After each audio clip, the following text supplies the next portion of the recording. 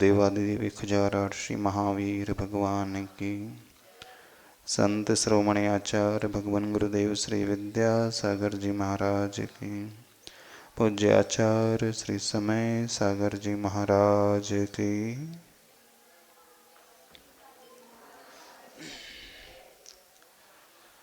सोलह कारण भावना ऐसी भावना जो एक सामान्य से सामान्य व्यक्ति को बहुत विशेष बना देता है, जो नीचे गिरे हुए व्यक्ति को बहुत ऊंचाई तक उठा लेता है। और यह कार्य कोई भी कर सकता है।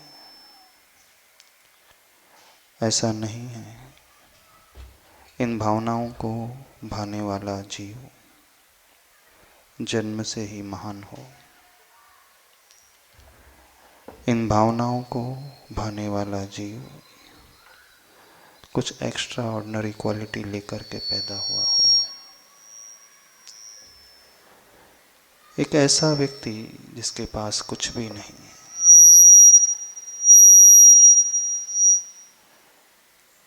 जिसके लिए निश्चित हो चुका है कि आने वाले भाव में वो नरक जाने वाला है, जिसने नरकायु का बंध कर लिया है। ऐसे निकृष्ट परिणाम जिसने पूर्व में किए थे, ऐसी क्रूरता जिसके हृदय में पैदा हुई थी, ऐसी विपरीत धारणा जिसके मन में पहले थी, जो पापों में डूबा हुआ था, आसक्त था,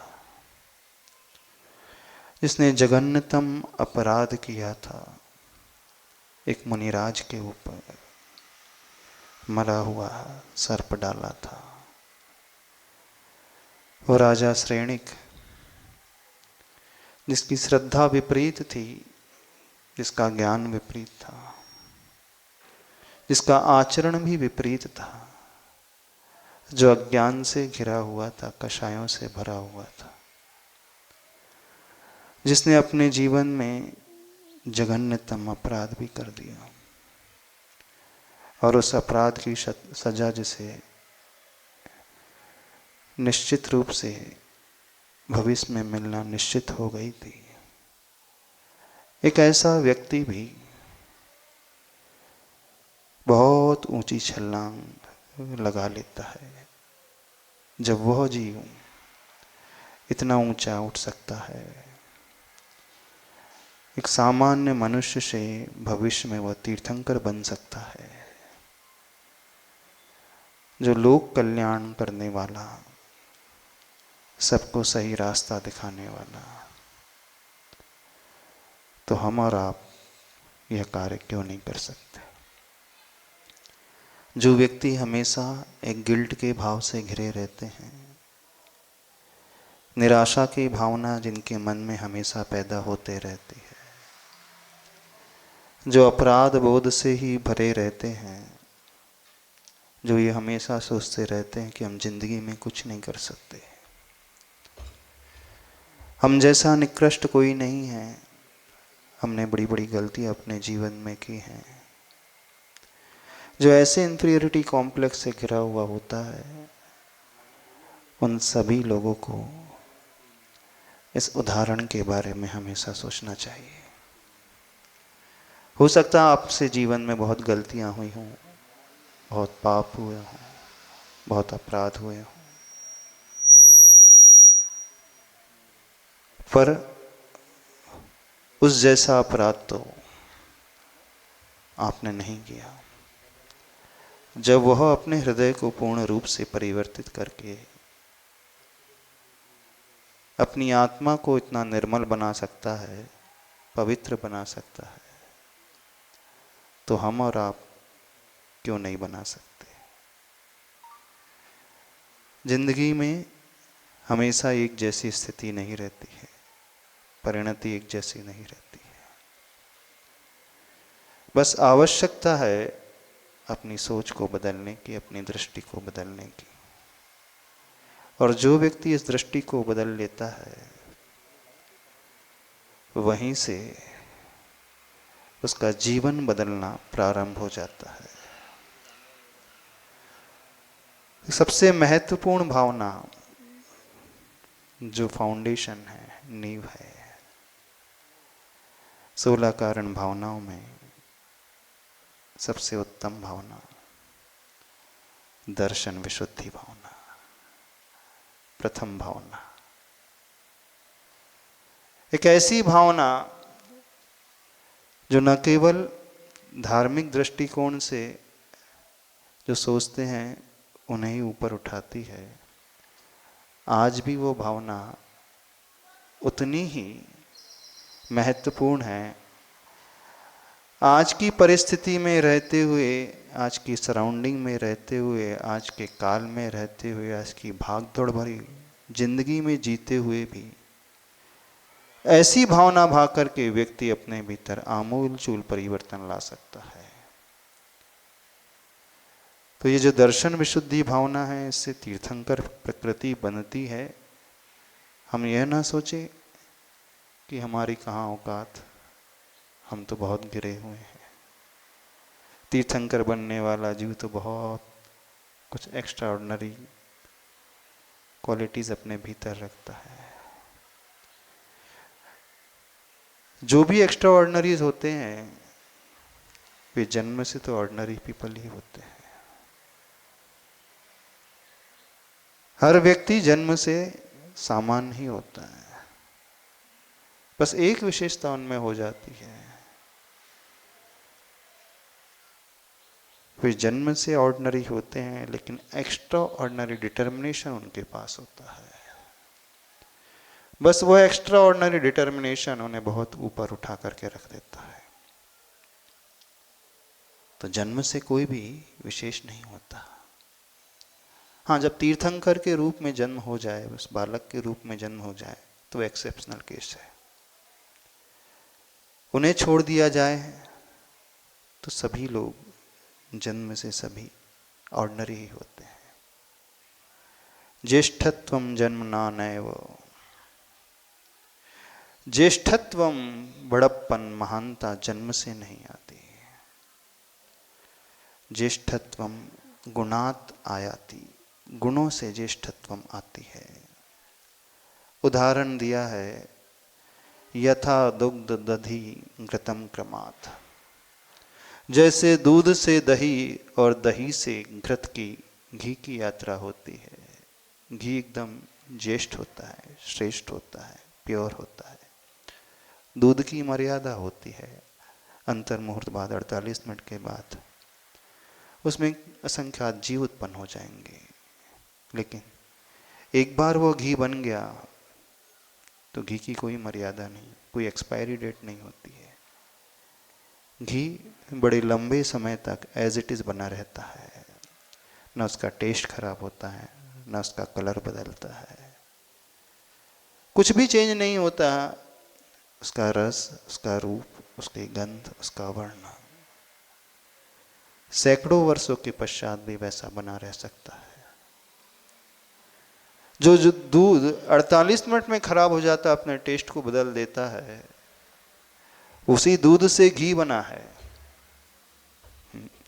लेकिन दूध से घी की यात्रा क्रमशः होती है, दूध से दही, दही से मक्खन, मक्खन से घी। जैसे जैसे हम घी की ओर आते हैं वैसे वैसे उसकी पौष्टिकता बढ़ती चली जाती है। ठीक हमारे साथ भी ऐसा ही है। यहाँ जो कहा गया कि ज्येष्ठत्वम जन्मना नैव, ज्येष्ठत्वम गुणात आयाति, गुण के माध्यम से प्राप्त होती है। तो ऐसे ही हर व्यक्ति जन्म से महान नहीं होता है, जन्म से बहुत ऊंचा नहीं होता है। जन्म से तो वह सामान्य ही होता है। बस वह सामान्य होते हुए भी असामान्य अपने भीतर लक्षण रखता है, और वह असामान्य लक्षण होता है उसका। असामान्य मीन्स एक्स्ट्रा ऑर्डिनरी, विशेष लक्षण जो होता है उसका डिटर्मिनेशन होता है। उसकी सोचने की वह कला होती है, उसकी वह दृढ़ता होती है। बस वही दृढ़ता, वही डिटर्मिनेशन उसे पूर्ण रूप से बदल करके रख देता है। तो हम सभी लोग से कहना चाहते हैं, जो लोग छोटे छोटे सेटबैक को पा करके एकदम टूट जाते हैं, घबरा जाते हैं, थोड़ा सा धक्का लगता है, थोड़ा सा जिंदगी में कुछ हो जाता है, थोड़ी सी प्रतिकूलता आ जाती, छोटी सी असफलता मिल जाती है, तो एकदम जो निराशा में डूब जाते हैं, जिनका स्ट्रेस लेवल बहुत बढ़ जाता है, डिप्रेशन की ओर पहुंचने लगते हैं, उन सब से कहना चाहते हैं, हो सकता है आपके साथ बहुत कुछ ऐसा वैसा घटा हो जो नहीं घटना चाहिए था, लेकिन कितना भी क्यों ना घटा हो, पर उतना तो नहीं घटा होगा जितना राजा श्रेणिक के साथ घटा था। उसने तो 7वें नरक की आयु को बांध लिया था। जब उसके 7वें नरक की आयु को देखते हैं तो उस जैसा निकृष्ट कोई नहीं, पापी कोई नहीं। और उसी भाव में वो राजा श्रेणी प्रथम तीर्थंकर की आयु को भी, प्रकृति को भी बांध लेता है। क्या गजब का ट्रांसफॉर्मेशन, क्या गजब का उसका परिवर्तन। एक ही भव की बात है, ऐसा नहीं, बहुत भवों के बाद ये ट्रांसफॉर्मेशन उसके भीतर आया। जब जब उस घटनाक्रम को याद करते हैं, जब जब उस दृश्य को याद करते हैं, एक तरफ वो दृश्य है, वो मुनिराज जो बैठे हुए हैं साधना में, यशोधर मुनिराज, उनके गले में वह मरा हुआ सर्प डाल करके उपसर्ग कर रहा है। ठीक कुछ वर्षों के पश्चात, व कुछ दिनों के पश्चात, वर्षों क्यों कहें, कुछ दिनों के पश्चात उसी राजा श्रेणिक की आंखों में से अश्रुधारा अविरल बह रही है। पश्चाताप की अग्नि में वो जलता है, और पश्चाताप की अग्नि में जल करके 7वें नरक 33 सागर की आयु को घटा करके पहले नरक में लेकर के आ जाता है। उसका विकास यही नहीं रुकता, महावीर भगवान के समोसरण में पहुंचता है, इतनी विशुद्धि भाता है, इतनी विशुद्धि बढ़ाता है कि उसकी दर्शन विशुद्धि की भावना और 16 भावना हो जाती है। उन्हीं की चरण सन्निधि में बैठ करके इन 16 भावनाओं को भाता है और तीर्थंकर नाम कर्म प्रकृति को बांध लेता है। बड़ा आश्चर्य लगता है ना। कभी सोचा आपने राजा श्रेणिक के बारे में? नहीं सोचा? सोचा करें, जब वो अपने जिंदगी को इतना बदल सकता है, अपने भविष्य का इतने अच्छे से निर्माण कर सकता है, और उसी भाव में कर सकता है, और ज्यादा समय नहीं, कुछ वर्ष ही लगे होंगे, ज्यादा वक्त नहीं लगा होगा। इतनी अल्प अवधि में क्या गजब की उसने छलांग लगा ली। कहां एकदम पृथ्वी से भी नीचे और कहां आसमान से वो ऊंचा उड़ रहा। लगता है बड़ी प्रेरणा मिलती है जब राजा श्रेणिक के बारे में सुनते हैं, पढ़ते हैं, समझते हैं। इस ढंग से उस कथा को देखा करो, उस दृष्टांत को देखा करो। क्या उसने अपने जीवन में किया था? बस उसने अपनी विशुद्धि को बड़ी निर्मल बना लिया। और ऐसी भावना भाई, जो प्रथम भावना, इसका नाम है दर्शन विशुद्धि भावना। 2 शब्द हैं इसमें, एक दर्शन है और दूसरा है विशुद्धि। दर्शन से यहां पर सम्यक दर्शन लेना, दर्शन से यहां पर उस दृष्टि को लेना, उस सोच को लेना। ऐसी उसकी सोच, ऐसी उसकी दृष्टि, ऐसी निर्मल पवित्र दृष्टि जो विशुद्धता की चरम सीमा को लेकर के आगे बढ़ गई। क्या हमारी दृष्टि वैसी हो पाएगी? दर्शन विशुद्धि भावना अर्थात एक ऐसा मनुष्य जो सम्यक दर्शन से भरा हुआ है, उस परिणामों से भरा हुआ है।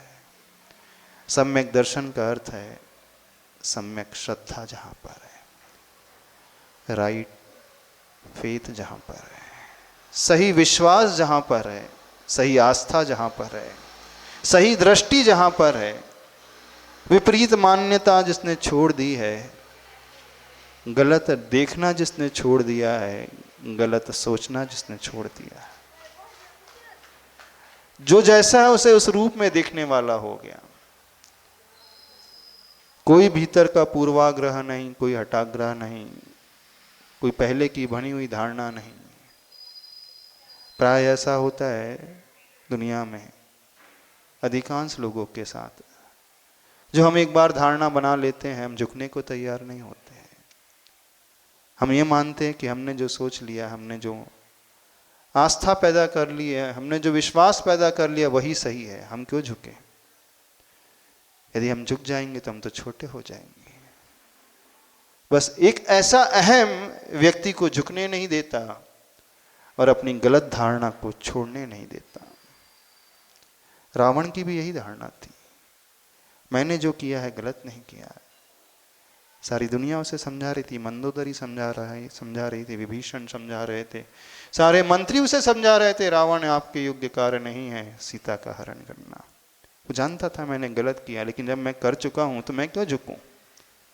उसका अहम उसे झुकने नहीं देता है, जान करके भी वो मानने नहीं देता है। तो प्राय ऐसा ही होता है, बहुत सारे लोग बहुत कुछ जानते हैं, समझते हैं, लेकिन वो मानने को तैयार नहीं होते। वो अपनी विपरीत धारणा को छोड़ने के लिए तैयार नहीं होते। उन्हें ये लगता है यदि मैं एक्सेप्ट कर लूं कि अभी तक मैं गलत था, अभी तक जो मैंने किया वो गलत किया, जो मैंने पढ़ा वो गलत था, जो मैंने समझा वो गलत था, तो मैं तो बहुत छोटा हो जाऊंगा, दुनिया मुझ पर हंसेगी। पर ये लोग वो भूल जाते हैं, हम जान करके भी एक्सेप्ट नहीं कर रहे हैं और वैसे ही चले जा रहे हैं, तो अभी तो हमारी मंजिल कुछ दूरी है पर है, लेकिन और आगे बढ़ते चले जाएंगे तो मंजिल और अधिक दूर होते चले जाएगी। जितना जल्दी हम अपनी धारणा को बदलने के लिए तैयार हो जाएंगे, उतना ही जल्दी हमारा जीवन जो है सही मान्यता को लेकर के प्रारंभ हो जाएगा। तो दर्शन विशुद्धि भावना का अर्थ है अपनी धारणा को एकदम क्रिस्टल क्लियर कर लेना, अपनी विश्वास को, अपनी आस्था को एकदम क्लियर कर लेना। बस संसार में जो भी है, जैसा भी है, हम उसे एज इट इज स्वीकार कर लें। इदमेव ईदृशमेव तत्वम न अन्यत न च अन्यथा। बस यही है, ऐसा ही है, अन्य नहीं, अन्य प्रकार से नहीं। ऐसी जिसकी शंका से रहित स्थिति हो जाती है।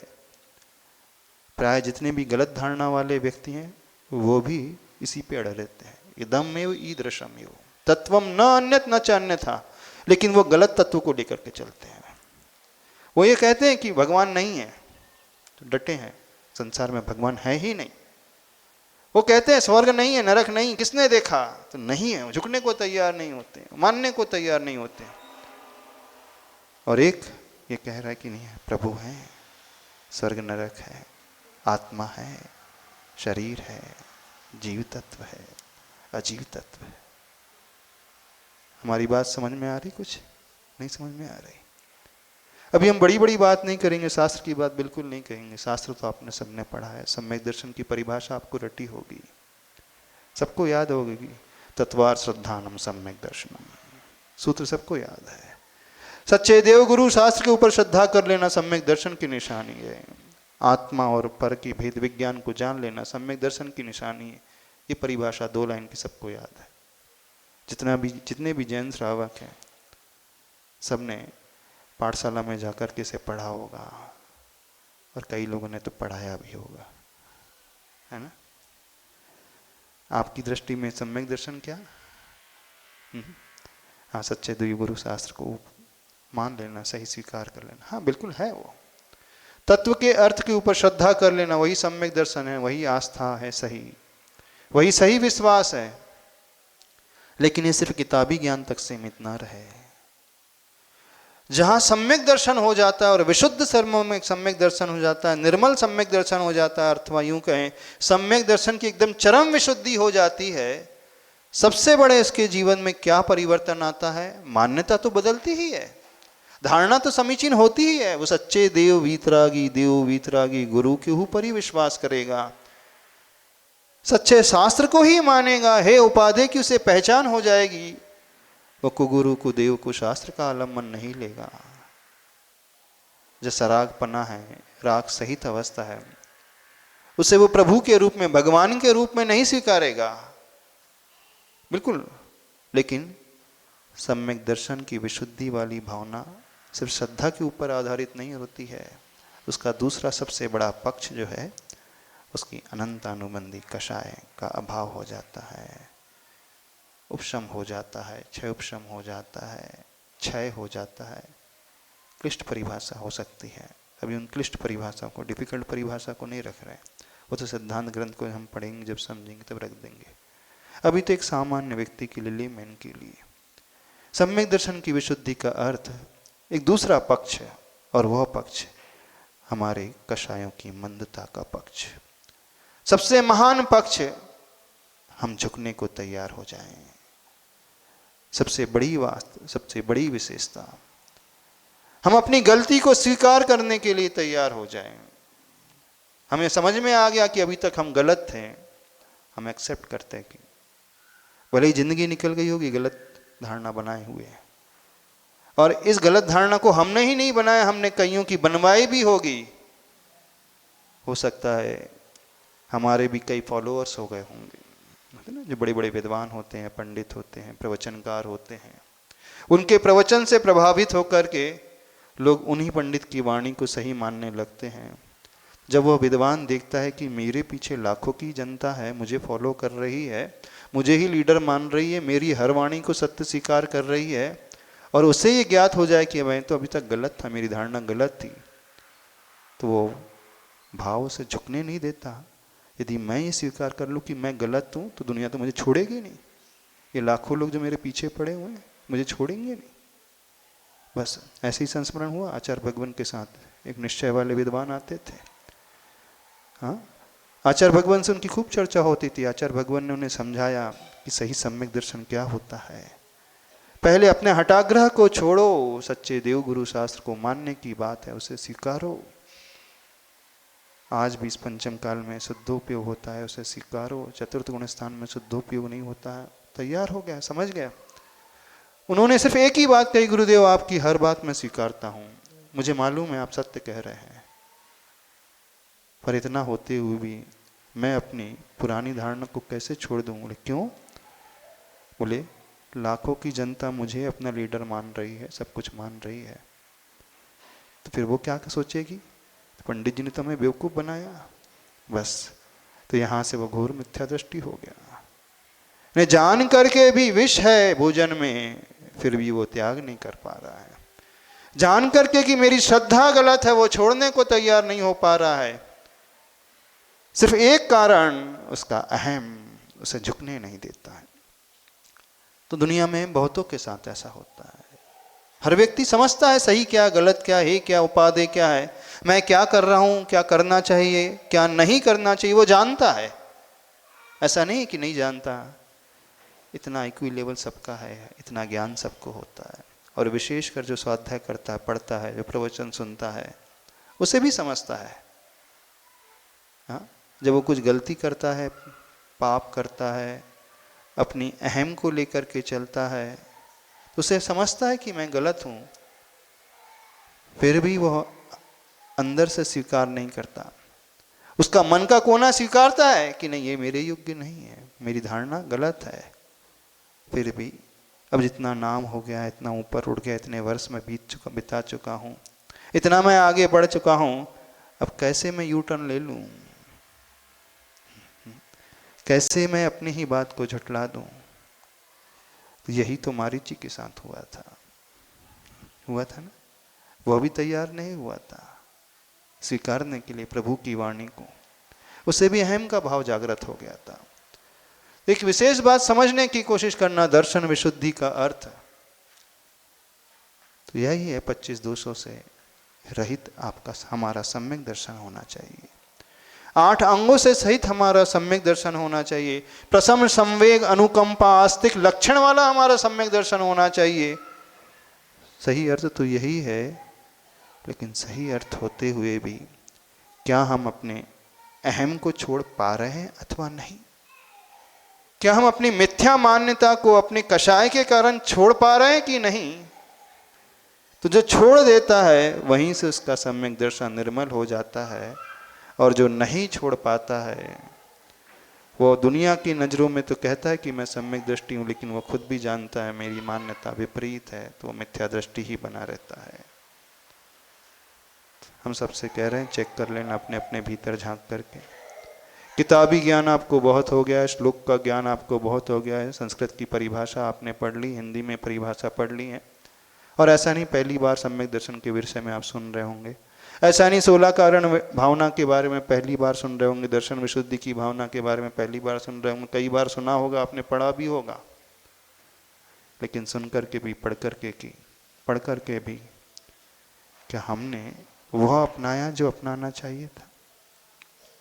प्रश्न यहां पर एक खड़ा होता है। तो उसे सोचें, कौन सा ऐसा भाव है जो हमें स्वीकारने नहीं दे रहा है? कौन सी हमारी ऐसी तीव्र कषाय है जो हमें झुकने नहीं दे रही है?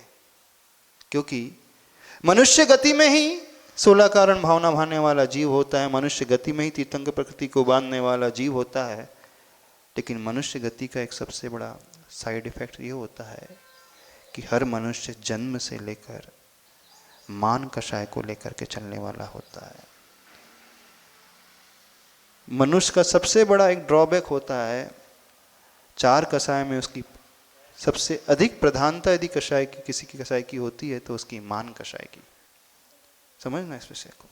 और यही मान उसे ले डूबता है, और अच्छे को ले डूबता है, बड़े बड़े विद्वान को भी ले डूबता है, जानते हुए भी वो झुकने नहीं देता है। तो हमें क्या करना है? हमें सिर्फ अपने मान कषाय को चेक करने की कोशिश करना है, कहीं मेरा अहम मुझे तो डुबा नहीं रहा। कोई और नहीं देखेगा, कोई और नहीं समझेगा, ये हमें ही समझना होगा, इस एंगल से सोचना होगा। हाँ, जब हमें ये समझ में आ गया कि नहीं, हमारा वो मान का भाव ऐसा नहीं है, हम तो उनमें से हैं जो झुकने को तैयार हो जाते हैं, हम तो उनमें से जो मानने को तैयार हो जाते हैं, हम तो उनमें से हैं जिन्होंने स्वीकार कर लिया है कि तत्व 7 ही होते हैं, पदार्थ 9 ही होते हैं, द्रव्य 6 ही होते हैं, अस्थिकाय 5 ही होते हैं। हमने ये स्वीकार कर लिया सच्चे देव गुरु शास्त्री हैं जो हमें ऊपर उठाने वाले हैं, वो ही तारक हैं।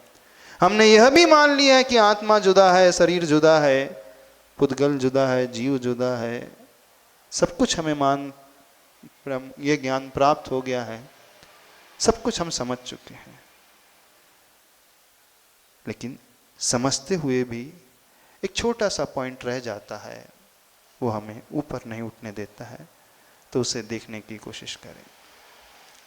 जब हम यह समझ लेते कि नहीं सब कुछ बराबर है, हमारा श्रद्धा पक्ष बराबर है, श्रद्धा पक्ष से अर्थात हमने मिथ्या मान्यता को छोड़ दिया है, सही मान्यता को हमने अपना लिया है, हम संसार को बिल्कुल वैसा ही देख रहे हैं जैसा वो है,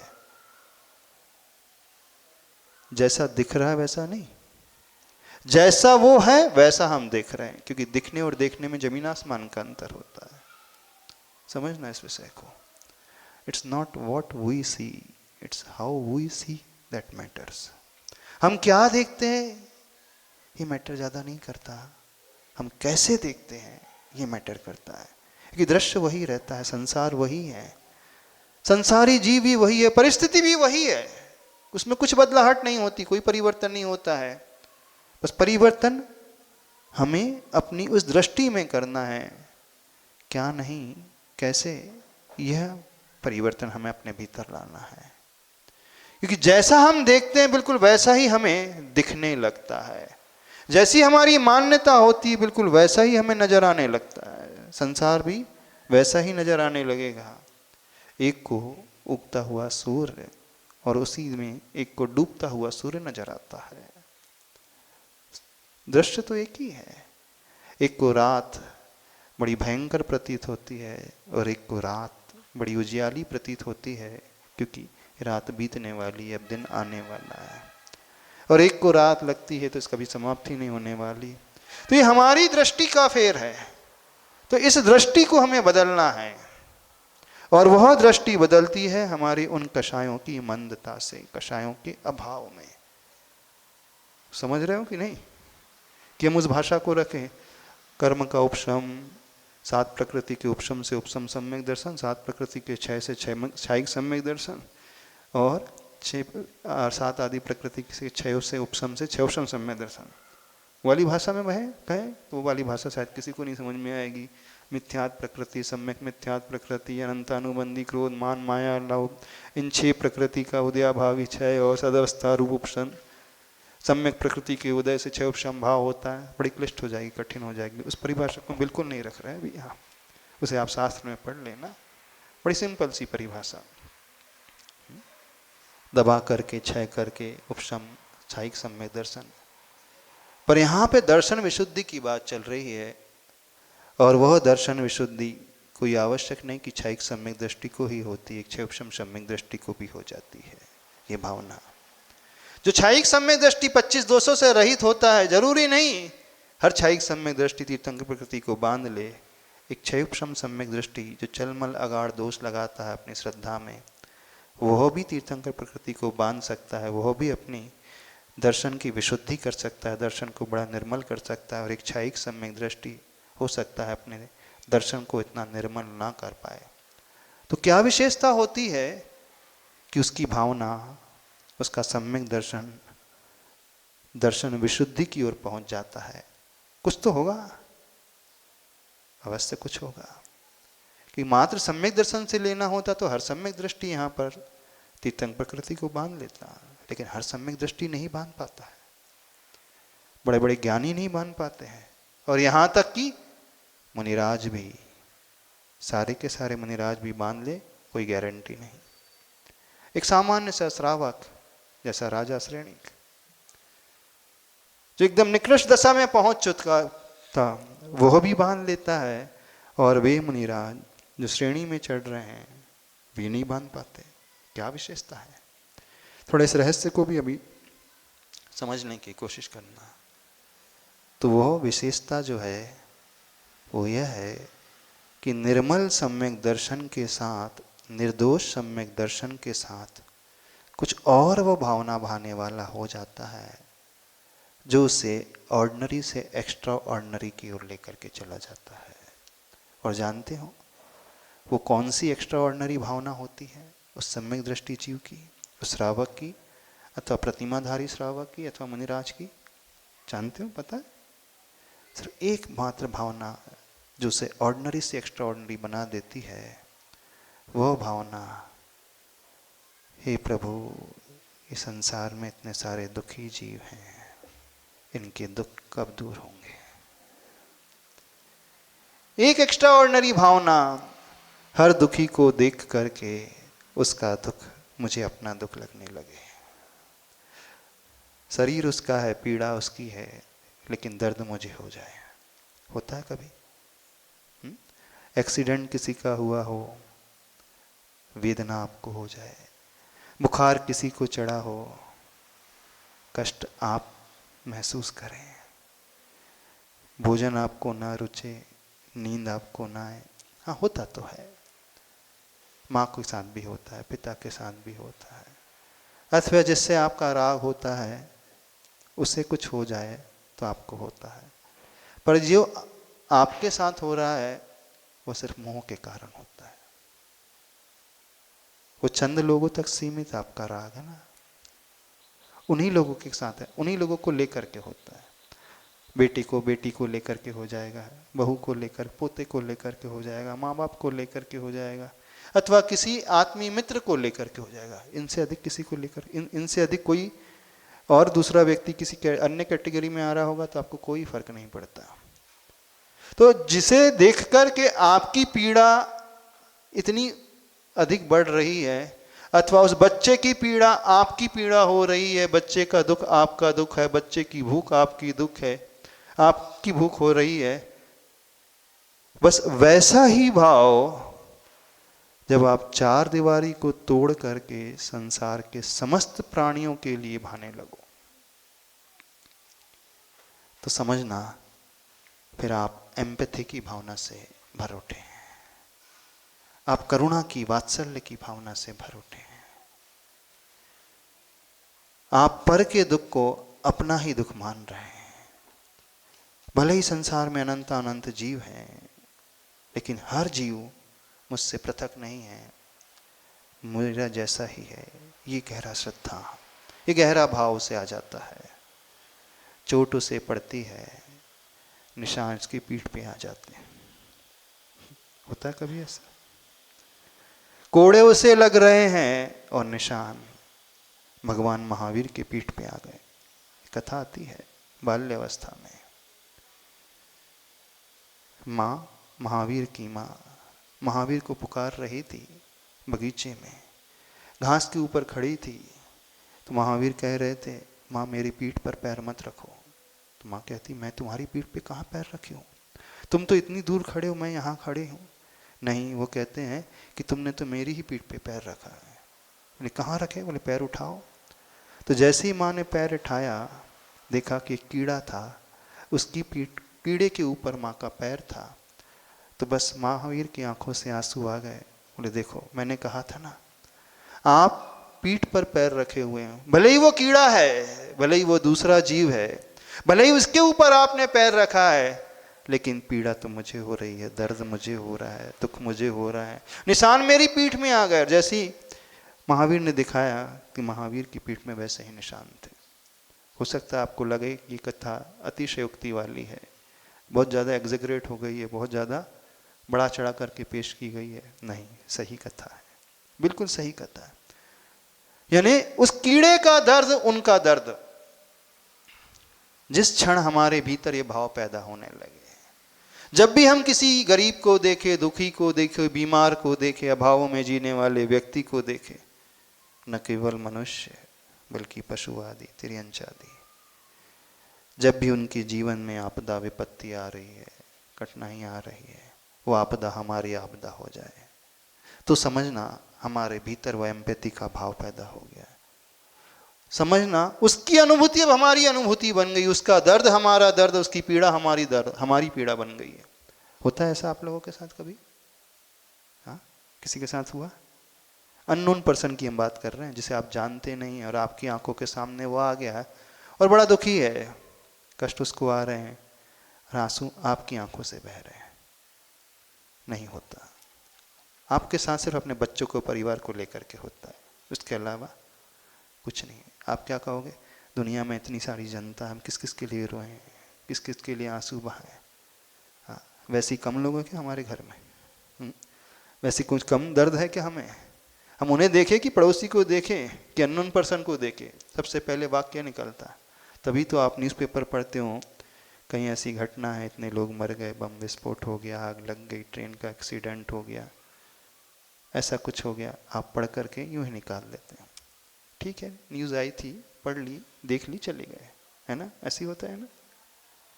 तो समझना अभी वो करुणा नहीं है, अभी वो वात्सल्य नहीं है, क्योंकि पर की पीड़ा भी आपको पर की ही लग रही है। तो दर्शन विशुद्धि भावना भाने वाला जीव वो होता है जहां पर की पीड़ा स्व की पीड़ा हो जाती है। शब्दों से कहने वाला नहीं, शब्दों से तो हर व्यक्ति कहता है, गुनगुनाते हैं, है ना? सुखी रहे सब जीव जगत के, कोई कभी ना घबरावे। सभी लोग पढ़ लेते हैं ना? किसकी भावना है? जुगल किशोर मुख्तार जी की भावना है। इसके राइटर कौन है? जुगल किशोर जी है ना? किसकी भावना है वो? उनकी भावना, उनकी भावना है वो। आपकी भावना कहाँ हुई? जिस दिन राइटर की भावना हमारी भावना बन जाए, जिस दिन पर का दर्द हमारा दर्द बन जाए, तो समझना हम कुछ उस ओर बढ़ रहे हैं। तो जो तीर्थंग प्रकृति को बांधने वाला जीव, जो राजा श्रेणी ने सिर्फ एक ही कार्य किया था, भगवान महावीर के समो शरण में जाकर के कौन सा कार्य किया था?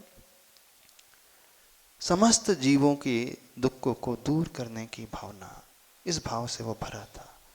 प्रभु के दर्शन करके इतनी विशुद्धि बढ़ी, इतनी विशुद्धि बढ़ी। शरीर सबका भिन्न भिन्न है, आत्मा सबकी भिन्न भिन्न है, लेकिन उसकी दृष्टि में कोई भिन्नता नहीं। उसकी दृष्टि में अभिन्नता आ गई। पर सत्य यही है कि सब भिन्न भिन्न है। दिख रहा है कि सारे के सारे जीव भिन्न हैं, उनका एग्जिस्टेंस भिन्न है। चोट उन्हें लग रही है तो दर्द भी उन्हें हो रहा है, दिख ही रहा है। लेकिन हमने कही ना, दिखना इंपॉर्टेंस नहीं रखता, देखना इंपॉर्टेंस रखता है। हम क्या देख रहे हैं?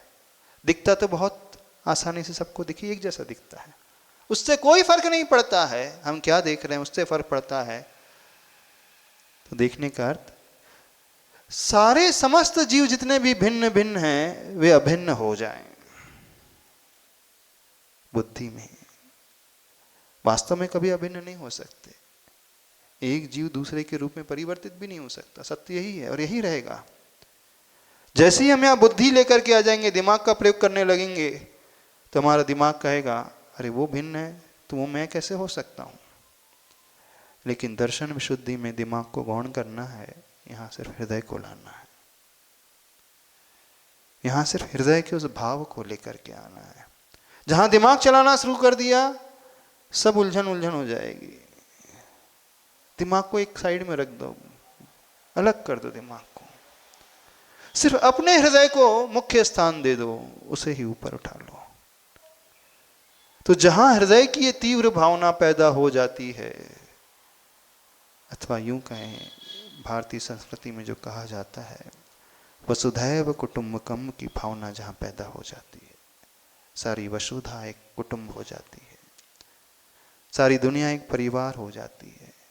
जब सारी दुनिया परिवार हो जाएगी तो जैसे व्यक्ति को अपने परिवार के सदस्य के प्रति संवेदना पैदा हो जाती है ना, आत्मीय जन के प्रति संवेदना स्वाभाविक रूप से पैदा हो जाती है। भाई को भाई के प्रति, बहन के प्रति, माँ के प्रति, पिता के प्रति, अथवा पुत्र के प्रति, पुत्री के प्रति, माता पिता के प्रति। तो ये मोह का नाम जिसे दुनिया कहती है, अथवा है तो मोह ही।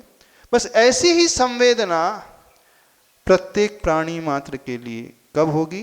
जब हम समस्त प्राणी को अपने परिवार का हिस्सा मान लेंगे। क्या समझ रहे हो? जब वो हमारे परिवार का हिस्सा हो गया तो उसका दर्द अब हमारा दर्द, उसकी पीड़ा अब हमारी पीड़ा। इतना विशाल दृष्टिकोण जिसका हो जाता है, वह व्यक्ति उस दर्शन विशुद्धि की भावना को पाने वाला होता है। ऐसा व्यक्ति तीर्थंकर नाम कर्म की प्रकृति को बांधने वाला होता है। ऐसा व्यक्ति ही भविष्य में तीर्थंकर बनता है। 16 कारण पर्व में आप प्रतिदिन अथवा 2 दिन लगातार एक एक भावना की पूजा करते हो। तो इस पर्व में क्या करना है? पूजा तो करना है, लेकिन थोड़ा सा चिंतन का विषय बनाना है, थोड़ा सा अपना विश्लेषण करना, अपना इंट्रोस्पेक्शन करना, अपने बारे में सोचना है कि मेरा हृदय किस किस के लिए रोता है।